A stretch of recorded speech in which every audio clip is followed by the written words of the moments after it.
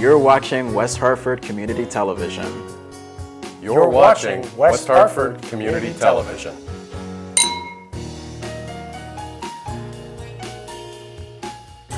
For the community, by the community.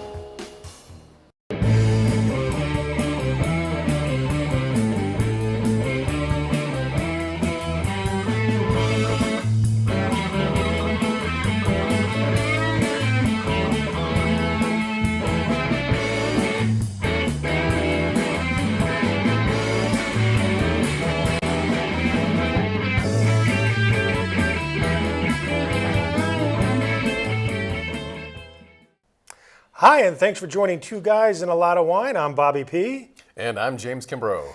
And on this episode, we will be pairing Girl Scout cookies and wine. Our favorite.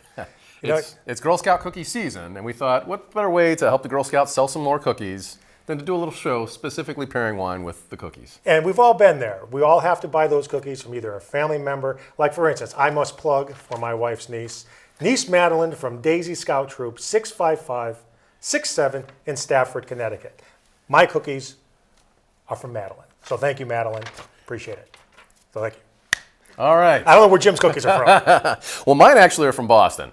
And doing a little research for the show, I actually found out an interesting piece of trivia. I thought all Girl Scout cookies came from the same place. Turns out they don't. There are two different manufacturers. There's ABC Baking and Little Brownie Baking Company. And Little Brownie Baking Company is actually the company that provides cookies for Connecticut and Western Massachusetts. But I live in Boston now, and my cookies come from the ABC Baking Company. And if you look at a map of the United States, they've divvied up the whole country, and it's just kind of hodgepodge. It doesn't make any sense. You know, you'll have ABC Company selling cookies in Los Angeles, but the rest of Orange County, California gets Little Brownie cookies. Florida gets Little Brownie cookies, but Orlando gets ABC cookies. So there might be some type of conspiracy going on here. There might be. And it's not the same cookies either. If you look at the Thin Mints, for example, I'm used to eating the real chocolatey cookies, and that's what I had when I grew up in Pennsylvania and Utah and here in Connecticut. But you go to Boston and you get a cookie that's a lot crunchier, but not as chocolatey, but it does have a little more mint to it. Well, you know, once again, we're doing this show because, believe it or not, there actually is a science to pairing wine with the cookies we're going to be tasting tonight. And it's very similar to pairing food. It has to do with the sweetness of the cookie, the sweetness or lack of sweetness with the wine.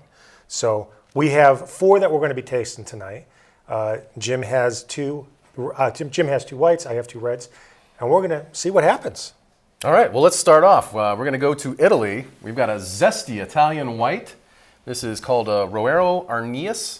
We haven't had this one on the show before. We have not had this, the grape varietal Arneus, we have not had on the show before. And we're going to pair this with a zesty lemonade cookie. Now, this is a cookie that I brought from Boston, so it's from the ABC Baking Company. And unfortunately, you can't get that here in Connecticut. Oh, so you're basically saying your cookie is snobbier than the well, cookie no, we're going to do the next lemon cookie we're going to try is the Savannah Smile, which you get here in Connecticut. I can't get in Boston. So we're trying to do equal programming tonight. And his cookies are $1 more than they are here in Connecticut, so we'll see if that makes a difference. So we're doing the... So this is the Roero Arneus with the lemonade cookie. This is the giant lemon-flavored cookie. That is a big cookie. It's a mouthful. Now the Arneus grape is kind of an obscure grape, and we talked a couple episodes ago about Gruner Veltliner being the next big hot white wine that was coming out of Austria. We did, yep. Well, I think this is going to be the next big white wine that comes out of Italy. Arneus kind of died off in the 60s. It was a very unpopular grape. They were blending it with Nebbiolo to make a table wine that they disparagingly called your mother-in-law's wine. So it did not have a good reputation. And they honestly, they didn't even know what kind of grape varietal it was. And they've done some testing on it and found out it actually is just a white mutation of the Nebbiolo grape. So it's the same size grape, same leaf structure, it's just white in color instead of red. And the winemakers are now starting to play with it, and I think you're going to see a lot of really great Arneus wines coming out on the market. Well, you know, once again, I snuck that little bite and took a sip while you were talking. This is a really nice example of, you know, like I said, everybody has the Girl Scout cookies in their house. So you want to do something a little bit on the more adult side, you know, this is a way to go. And that lemon cookie with this wine, there's really something very sophisticated about it. I love the way the flavors play with each other. That lemonade just gets enhanced when the wine hits it. Yeah, it really does. It's like zesty hitting zesty, and it just makes a whole lot of extra zesty. You would think just a cookie, unlike if we were doing something more exotic or sophisticated like an exotic cheese or one of your fantastic exotic gym-cooked meals where there's a lot more intricate details and flavor. But there is just as many intricate details and flavor with a cookie. Yeah, there's a lot going on here. Long live the cookie. It's delicious. And it's a great pairing, Jim. And yeah, you're getting a lot of acidity with this that you wouldn't expect that you'd get that from this wine. It's kind of a little like a Riesling sitting on top of a Chardonnay. Yeah. I mean, even though this particular white is a little on the drier side, and I think the next wine we'll be doing is more of a Sauvignon Blanc wine, I believe, right? Mm-hmm. The nuances that are in this white do come out with the flavor profile of the cookie. And it's a true Italian wine too. It needs food to really open up. A lot of the Italian wines we've had on the show don't really show themselves when you drink them by themselves, but when you pair them with the right food, they kind of explode. And that's the case with this one also. It is, and I was really impressed because I wasn't sure where the show was going to go right off the bat, starting off with a cookie. But that was a great first choice, and it really worked out. So that was a thumbs up for me. And this wine, is this available locally if somebody wants to pair this cookie with this particular wine? Well, when we were putting together the research for this show, the article I read actually recommended this particular bottle, and I didn't think I was going to be able to find it. But that was an article that's intended for the national market, so I would assume you'd be able to find this here in Connecticut. So you actually, because I read the same article that you did, I didn't actually find the exact wine that they profiled with the cookie. I looked for a wine that was either a Rioja or Zin, but not the exact one, which I didn't think would matter. But in this case, I can see why it did matter because it went perfectly. So really nice. Well, and the other thing I wanted to mention real quickly is that the Vietti family was actually one of the families that was responsible for bringing the Arnius grape back into popularity. They've been growing it since the 1960s, and they've kind of promoted it as being a grape to produce on its own rather than just being a blending grape. So that was another reason for bringing that bottle in tonight. Well, very nice. Thank you, Jim. Yep. Good choice. All right. And a price point roughly. Price point, that's in the mid-20s. So you're going to find that $22 to $27 retail. And also, and we've mentioned this on a lot of other shows, if you can't find something in your local store, look for it online. A lot of these vineyards can ship it directly to your home. Some cases they can't, depending on what state you live in and what state they're in. In this case, they're out of the country, so you'd have to go probably through a distributor. But a lot of wine is available to ship directly to the home today, which wasn't the case 15, 20 years ago. That's exactly right. So what is our next cookie? All right, next up, we're doing a Sancerre from France. This is a white wine. Oh, yes. Now, Sancerre is actually refers to a region in France. It's kind of like Bordeaux or Burgundy. People will say, hey, I want to have a Bordeaux with my steak tonight. When you say Sancerre, what you're really saying is you're going to have a Sauvignon Blanc. So this is a white wine. It's 100% Sauvignon Blanc. And we're pairing this with the Savannah Smiles. Now, that's the lemon cookie that you get here in Connecticut. It is. That I can't get in Boston. Right, so you'll see this tiny little Connecticut lemon cookie, and then we see the gigantic Boston lemon cookie. I don't know, I see a problem here, Jim. But these are going to taste completely differently, and this is one of the confusing things about the way the Girl Scouts have set up this whole distribution program is, you're getting a very powdery cookie. It's got, I think it's going to be a little more sugary, whereas the lemonade cookie doesn't have that powdered sugar on it, and it's got more zest to it. Well, we're going to find out. So give it a shot. With this Sauvignon Blanc, it's you get a lot of minerality with this. It's not the New Zealand style where it's a lot of citrus or grapefruit. Which I prefer. I love my French wines. I love the minerality in it.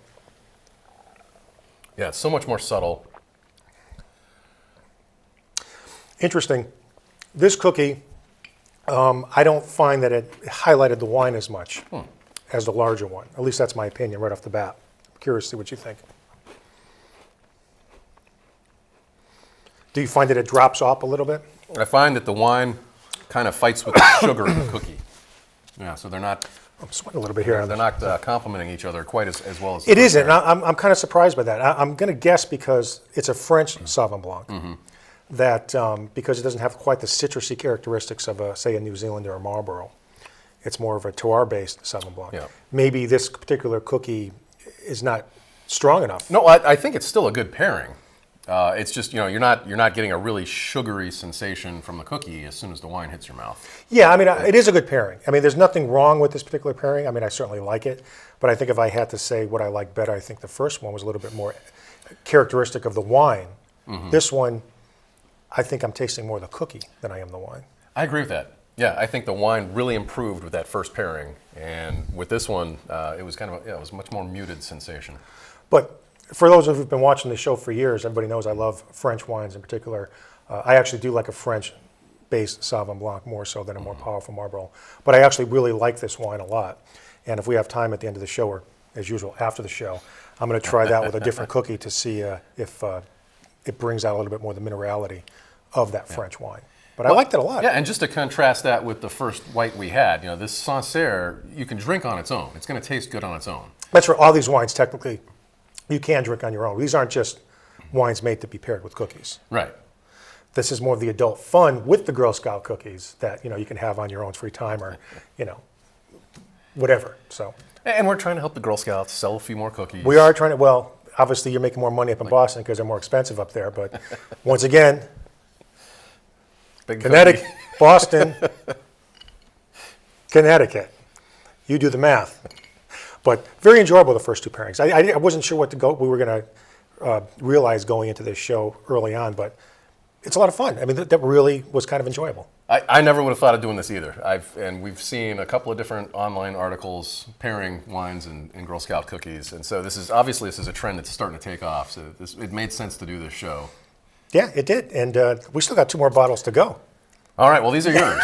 That's so right. You're gonna have to tell us about our next one. Yeah. So the next one is a Rioja Grenache, and this one in particular is probably a little bit better quality than you want to use if you're going to taste with it. Well, I think the cookie is going to be the Samoa, right? Mm-hmm.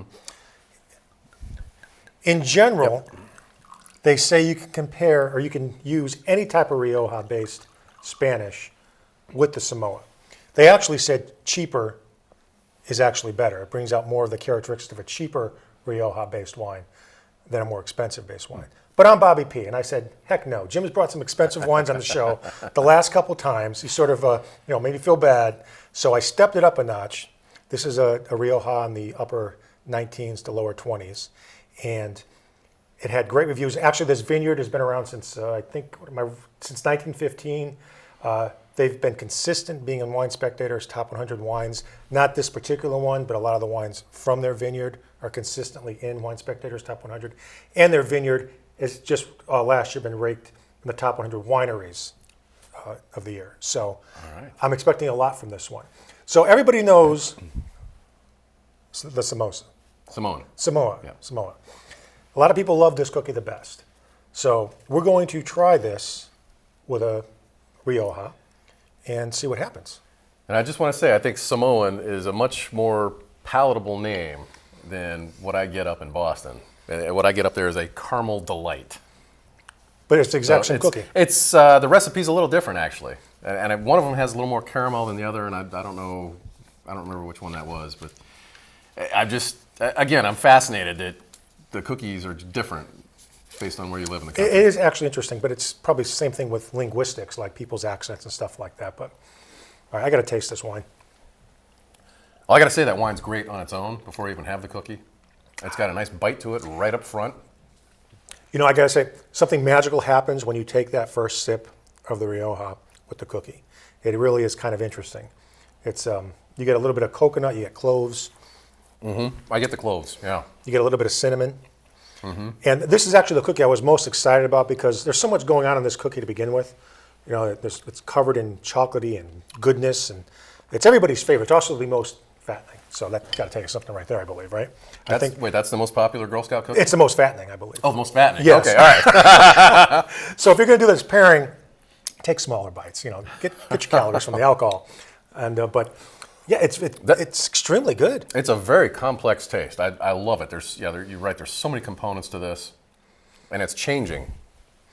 As the wine interacts with the caramel and then the chocolate and then the coconut.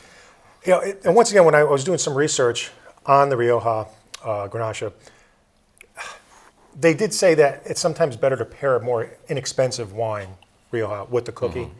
Mm-hmm. But in this case, even though it's a more expensive, I think it still brings out a lot of the characteristics of the wine that even an inexpensive wine, or the cookie would bring out an inexpensive wine.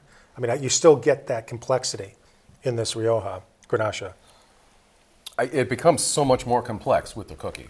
because they're still lingering. Yeah. You know, initially when I drank it, it just, it had that bite right up front, and then there was some fruit, and then it kind of just disappeared. Well, excuse me. What's interesting about Spanish wines is Spanish use American oak for a lot of the wines, which American oak tends to have a lot of coconut-based flavor sometimes when you actually age stuff in American oak. And I think that's what you're getting here, because that coconut is definitely more pronounced, I think, with this wine, with the cookie. And then, it plays with the coconut and the cookie. Yeah. Yeah. So once again, long live the cookie. That was delicious. That was a great pairing. And the price point on this one, and you might have a hard time finding this one, you might have to do some research online, is between $19 and $22, which is a little bit higher for Spanish wines. I know we try to keep our wines, especially Spanish wines, in the $10 to $15 range, but this is well worth the look. The La Maldita. It's actually a cute little note that I had to write down about this. It was so funny. The Rioja region of Spain, the Grenache actually has a nickname, and the nickname is La Maldita. And what that basically stands for, it's a funny slang for a girl who's a little bit crazy or having a bad day. So we're having a Girl Scout cookie, and we're drinking a little bit crazy wine tonight. So I thought that was kind of funny going in with the. But we're not having a bad day. Well, not yet. We haven't had that last wine, Right. so we don't know what's that going to bring. But that was extremely enjoyable. Real quick, where did you find that bottle? This bottle actually, I belong to several wine clubs that I get stuff sent to me, as you know. Okay. I've been doing for the So years. this just came in the mail? This came in the mail, and I think it, when you get stuff sent, it's very complex how you do wine clubs. I believe this wine is not available locally in stores, so you might have to go outside the state to get it. Yeah, you got to go through the wine club. Or, I believe so, yeah. Okay. But very enjoyable, very, very enjoyable. So thumbs up on that one. Yeah. Actually, thumbs up on all three We've so had far. 3 winners so far. All right, so now the big one. Usually we end on a big juicy wine, and you can't get much more juicy and powerful than a Zin, right? No, you can't. So this is the Sincera California-based red Zin. There's a lot of stuff to talk about for the Zin. It's one of the higher rated or higher based alcohol content wines. And we are pairing that with the infamous Do-si-do. Now this is known as the peanut butter sandwich in Boston. Which So- again, I think the better marketing name is here in Connecticut, the Do-si-do. I don't know. I like my cookie straightforward. If I'm eating a peanut butter cookie, I want people to tell me it's a peanut butter cookie. I shouldn't have to figure out what the heck is a do-si-do and then look at the picture on the box. So I sort of like just a peanut butter cookie. All right, I see where you're going with that. A bite of the cookie.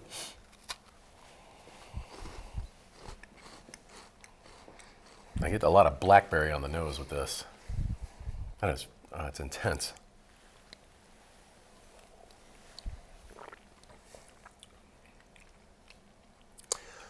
Very nice. That takes a strong, powerful Zin and just smooths it right I out. was going to say, it's so creamy for a Zin. Zins are usually so high in alcohol content, they have kind of a burn to them. But Yeah. I don't get a burn with this at all. I mean, the combination of the very jammy Zin, you sort of, you get a straight up peanut butter bomb almost. It sort of neutralizes the peanut butter bomb from the cookie, and they sort of blend together. It's a very smooth, kind of exciting feeling in my mouth going on right now. I really like it. It's a great combination. Great pairing. And Zins tend to be actually one of the higher alcohol-based reds on the market, 13.5 to even up to 17%. So always check that out when you're buying a Zin, because some people don't like a really high alcohol content Zin, and they really range the gambit. This particular one I think is at 14 or 14.5. But when you start getting those Zins in the 17%, those can sort of hit you pretty quickly. And they get hot too. All Yes. that alcohol just makes it hot in the mouth. Some people look forward to that. I actually prefer that in a red Zinfandel, but there are a lot, like you said, a lot of people steer away from a wine like that. It's too intense. It's too much heat. Well, it's funny because actually the reason for that somewhat is because the sun is so intense in California. So where the actual grape is grown, Zinfandels tend to be known for their jammy, fruity characteristics, and that has a lot to do with the intensity of the California heat. Well, and the other part is the Zinfandel grape has a lot of sugar.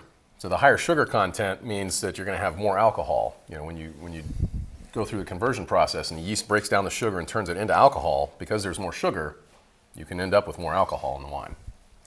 Another great pairing. Loved it. I got to say, I was really surprised at this last one because the peanut butter cookie, I'm not going to call it a do-si-do, well, I just did. The peanut butter cookie actually, I think out of all the three, completely balanced this wine out. It went from a very powerful in-your-face Zin to a very smooth, almost like a relaxing Merlot or Cab, but still gives you the characteristics of a Zin because it's got that fruitiness in the red. And that's what we're looking for here is food and wine that work together really well. And so with all these cookie combinations, I think we see, except for the Savannah Smiles, it worked, but it wasn't the pleasant sensation that we got with everything else.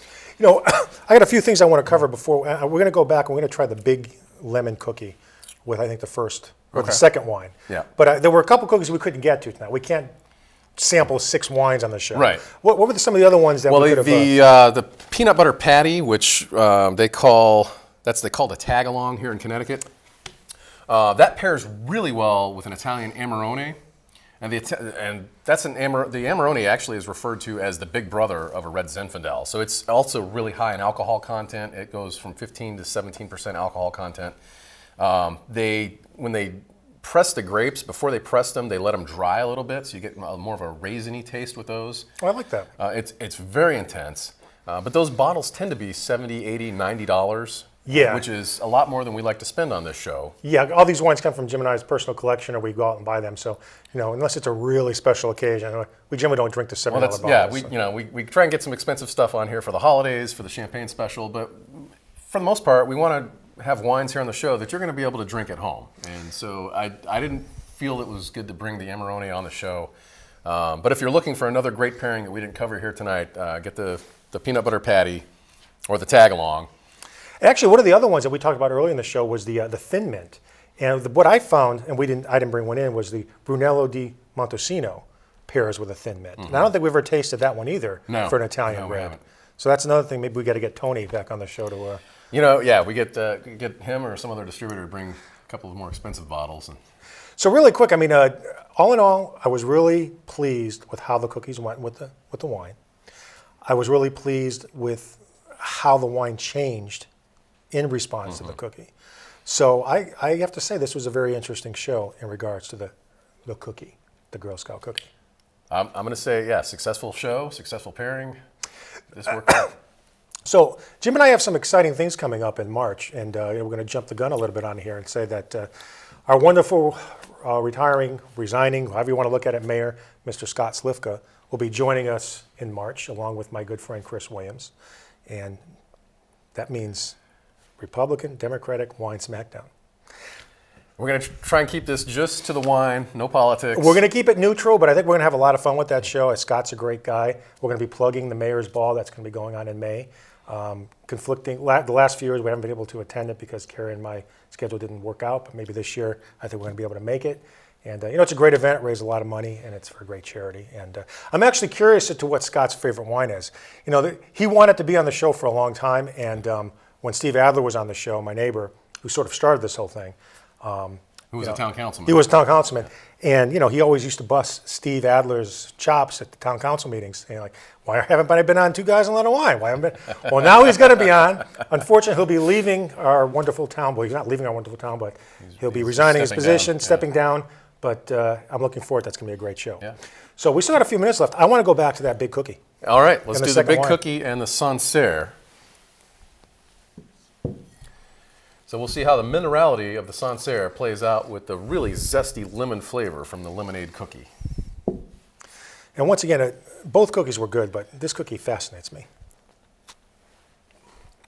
And because I'm new to the Boston area, I've never seen this cookie before. I was used to eating the cookies you get here in Connecticut. Connecticut, what are you going to do? Yeah, it's a bitter cookie. The Girl Scout cookies, they're good for a good cause. But I got to say, this lemon cookie, pairs the best with both these whites. Not that this small, little, tiny Savannah Smile isn't good, but that big cookie really knocks me out with the wine. It really does. I have to agree. And I'm not saying the Savannah Smile was a bad pairing either, but it didn't really explode the way the rest of these did. Well, that was, once again, it's another example of, we've been doing this show for so long. a cookie pairing we've never done before. Try this. Everybody's got the Girl Scout cookies. We'll put these bottles up, these type of varietals of wine up on the Facebook page. You have a lot of fun. Have people over, do it. Just drink responsibly, of course. Well, yeah, as always, we encourage you to drink along with us when you're watching the show. So go out and get the wines if you can find them and sample them with us. So what's been going on up in Boston the month of February? We just had the Boston Wine Expo last week. And that's, you get the Mohegan Sun Wine Expo here in Connecticut in January. Boston pushes theirs back a month into February. But it's a big event. I was there for the second day. Met a lot of great people up there, tasted a lot of great wines. We'll be bringing a bunch of those onto the show in the near future. I was going to say, so when you do that event in Boston, that's like an all-day event, right? Oh, yeah. Yeah, that's 6 hours of nonstop wine drinking. My heart skipped a beat there. You're going to have to join me one of these years. Yes, I know. I keep saying that all the time, but do I really need another excuse to go somewhere and drink? I don't know. Yeah, why not? Yeah, exactly. Why not? You know what we didn't do? I think we still got time. Why don't we try a sip of wine with a cookie that's not supposed to go with it? So if we try maybe the Grenache, let's try the Grenache with one of the peanut butter cookie or the lemon cookie.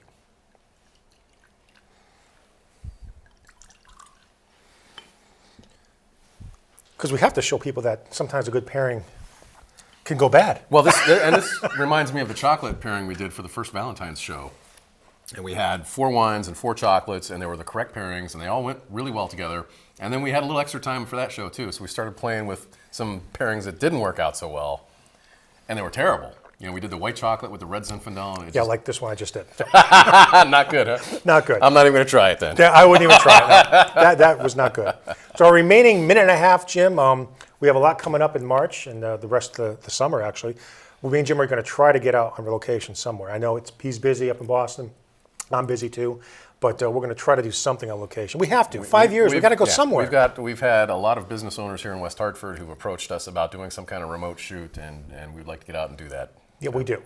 And what's going to happen, stick with us. You guys have been a great audience. We appreciate your support and watching us both live on WHCTV and checking us out on demand.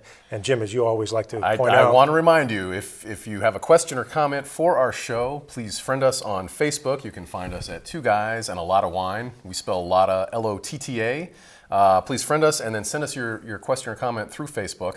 Also, don't forget you can watch previous episodes of our show at WHCTV.org or on YouTube.com. So as always, thanks for watching. I'm Bobby P. And I'm James Kimbrough. Keep us both in your wine cellar.